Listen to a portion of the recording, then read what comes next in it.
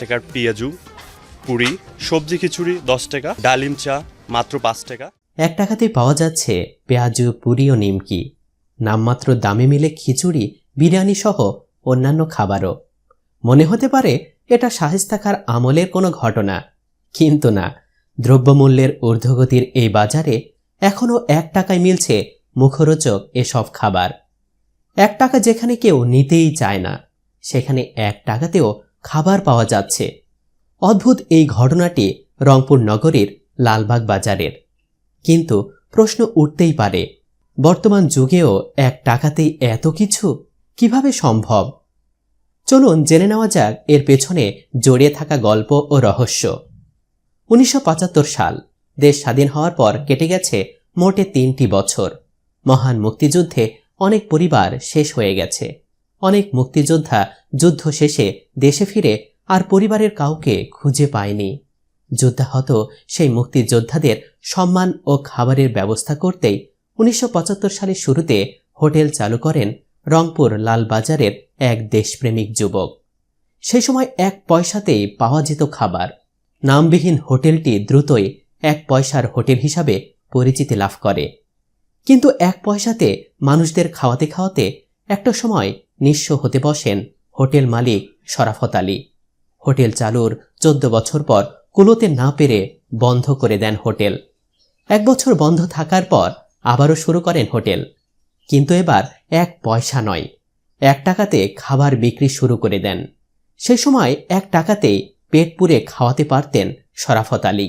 গরিব ও শ্রমিকদের কাছে ধীরে ধীরে ব্যাপক জনপ্রিয় হয়ে ওঠে 1 টাকার ওই হোটেল। লাভটাও মন্দ হতো না। 1 টাকায় চালু করা সেই হোটেলের বয়স এখন 32 বছর।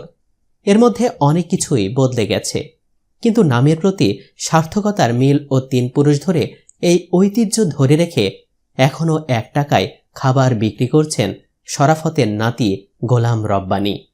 বর্তমান যুগে এসেও কিভাবে 1 টাকায় পেঁয়াজু, পুরি ও নিমকি দিতে পারছেন গোলাম রব্বানী? এমন প্রশ্নের জবাবে তিনি জানান, 1975 সালে প্রতিষ্ঠিত এই হোটেলে শুরুতে নাম ছিল 1 পয়সার হোটেল। তখন 1 পয়সা দামে অনেক কিছুই বিক্রি করতে পারতেন, কিন্তু সময়ের সঙ্গে সবকিছুর দাম বেড়ে গেলে ভর্তুকি দিয়ে বাধ্য হয়ে 1 টাকার হোটেল নামকরণ করে ঐতিহ্যটা ধরে রাখার চেষ্টা করছেন। ভর্তুকি দিয়ে কতদিন এই ঐতিহ্য টিকিয়ে রাখতে পারবেন? এমন প্রশ্নের জবাবে দীর্ঘশ্বাস ছেড়ে গোলাম রব্বানী বলেন, যেভাবে সবকিছুর দাম বেড়ে যাচ্ছে, নিজেদের বেঁচে থাকাটাই কঠিন হয়ে যাচ্ছে। কঠিন বাস্তবতার মধ্যেও 32 বছর 3 পুরুষ ধরে এই ঐতিহ্য ধরে রেখেছি।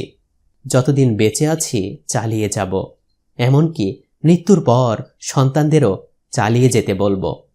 সুপ্রিয় দর্শক, এমন মানবিক চিন্তা ও ঐতিহ্যের ধারক বাহক খুঁজে পাওয়া দুষ্করই বটে। মানবিকতা কিংবা ঐতিহ্যের কথা বাদ দিয়ে বর্তমান সময়ে এমন উদ্যোগ সত্যিই বিস্মিত করেছে। তবে এই উদ্যোগ টিকিয়ে রাখতে সমাজের বিত্তবানদের এগিয়ে আসা উচিত মনে করছি। বিষয়টি আপনি কিভাবে দেখছেন? কমেন্ট বক্সে জানিয়ে দিন আপনার মতামত। ভিডিওটি ভালো লাগলে লাইক দিন ও বেশি বেশি শেয়ার করুন। আর অবশ্যই আমাদের পেজটি লাইক দিন ও ফলো করে রাখুন। ধন্যবাদ।